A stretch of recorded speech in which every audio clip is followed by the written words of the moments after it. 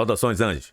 Narson Luiz aqui no canal Tem Química. Vamos bater esse papo sobre as funções inorgânicas. Você vai verificar nesta aula a identificação visual de cada uma das funções ácido, base, sal e óxido e também a correlação com a sua fórmula geral. Vamos iniciar pelos ácidos. Eles são compostos, em geral, que começam com H. São substâncias compostas e, não sendo a água, elas devem ser iniciadas com H. Por exemplo, o HCl, que é o ácido clorídrico. Tem também o H2SO4, que é o ácido sulfúrico. E ainda o H3PO4, que é o ácido fosfórico. Então, independente da fórmula molecular, você vai perceber que elas iniciam com hidrogênio. Então, repetindo, se não é a água, e seja, no caso, uma substância composta, não sendo a água, tem que ser caracterizado aqui como um ácido. Uma coisa que é importante, a sua fórmula geral, ela apresenta a união entre o H+, ou seja, o hidrogênio com carga mais 1, e um ânion qualquer, A menos X. Esse valor aí do menos X, em geral, varia de menos 1 a menos 4. O importante é que esses valores de cima, eles desçam cruzado, somente os valores numéricos. Observe, por exemplo, como é que eu poderia formar um ácido a partir da união entre os íons H+, e CO3 2-. Basta unir os dois íons e favorecer a descida desses valores numéricos. Esse 2 vem para cá, ao lado do hidrogênio, e esse 1 vem para cá, ao lado do CO3. Como é 1, não preciso colocar. Ou seja, a fórmula geral vai ser H2CO3. Repetindo agora para o HNO3. Observe, H+ e NO3-, vou unir as duas espécies ionizadas. E agora, ó, esse valor numérico 1 vem para cá ao lado do hidrogênio, mas eu não preciso escrever porque é 1. Tem também esse 1 aqui do hidrogênio. Ele vem para cá para o lado do NO3, que também eu não preciso escrever. Então, a fórmula gerada vai ser apenas HNO3. Quando eu tenho uma base, você vai perceber que elas, em geral, elas conseguem ser identificadas porque apresentam o grupo OH no final da estrutura. Observe, por exemplo, ó, NaOH, hidróxido de sódio. Tem também a composição do MgOH2, que é o hidróxido de magnésio.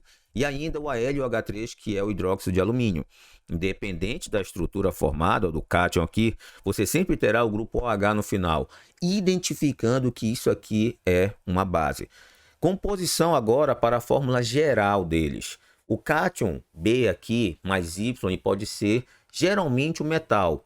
Tem uma exceçãozinha aqui, o NH4, tá bom? Que é um composto aqui que vai ser gerado a partir de ametais. Mas, em geral, você tem um metal aí na composição de uma base. E aí, o que é importante? Novamente, os valores de cima, eles vão descer cruzado aqui, ó, somente o valor numérico. Observe, por exemplo, ó, eu quero formar uma base a partir dos íons K+ e OH-. Basta fazer a união entre os íons e, ó, meu Deus, de novo, descer cruzado. Ó. Vem um aqui e esse 1 vem para cá para o OH. Automaticamente você vai formar aqui apenas KOH, cujo nome é hidróxido de potássio. Assim acontece com o zinco e o OH-. Observe, vou unir novamente os dois íons e lembrando, pegando aqui esse valor 1, eu jogo para cá, e aí ele vai sumir porque eu não preciso escrever. E esse 2 aqui ele vem para cá, ó, ao lado do OH. E automaticamente, na hora de gerar a fórmula, vai ficar ZnOH2. Tá legal? Agora vamos avançar. Vamos para os compostos chamados de óxidos. Eles são compostos binários, ou seja, são formados por apenas 2 elementos. E o que é mais importante? O elemento mais eletronegativo é o oxigênio. Então, você vai perceber que ele aparece no finalzinho da molécula. Observe aqui, ó, a estrutura do Na2O, que é o óxido de sódio. Tem também aqui o NO2, que é o dióxido de nitrogênio. E ainda o trióxido de enxofre, que é o SO3. Observe, ó, somente 2 elementos, somente 2 elementos, somente 2 elementos. Mas no final eu tenho um oxigênio. Então isso caracteriza a estrutura de um óxido. Com relação à sua fórmula geral, este óxido ele apresenta um elemento qualquer, que pode ser metal ou ametal, associado ao oxigênio. Repetindo, tá? Esse oxigênio tem que estar no final para garantir que seja formatado a composição dessa estrutura com o elemento oxigênio sendo mais eletronegativo. O que é interessante? O valor aqui da carga é menos 2, tá bom? Se eu tivesse de repente um peróxido, seria menos 1 e um superóxido seria menos meio. Mas a gente está falando de óxidos. E aí, esse elemento X pode ser um metal, caracterizando a estrutura de um óxido básico, ou então um ametal, que vai ser a estrutura de um óxido ácido. Mas lembrando, os valores de cima vão também descer cruzado. Observe, por exemplo, qual seria a fórmula molecular que vai ser gerada a partir da união entre os íons Al3+ e O2-. Observe, ó, vou unir os dois íons e aí apenas vou descer cruzado aqui os valores numéricos. Esse 2 vem para cá, ao lado do alumínio, e esse 3 vem para cá, ao lado do oxigênio. Então, você vai ter automaticamente a formatação do Al2O3, também caracterizado como óxido de alumínio. Agora eu vou fazer para o Ca2+ e o O2-.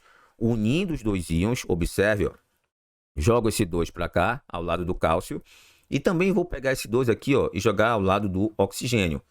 Como é 2 em 2, eu posso simplificar. E aí, na hora da simplificação, vai sumir e vai ficar apenas CaO. É isso que você precisa fazer. E para finalizar, temos a parte dos sais. Os sais são compostos formados a partir da união entre um ácido e uma base. Do ponto de vista, tá bom, da composição visual, quando é que você vai ter um sal? Quando você não conseguir identificar nenhuma das características anteriores citadas para ácidos, bases e óxidos. Observe, por exemplo, o NaCl. Não começa com hidrogênio, então não é um ácido. Não termina com OH, então não é uma base. É binário, mas aqui não tem oxigênio, então não é um óxido. Então só pode ser um sal.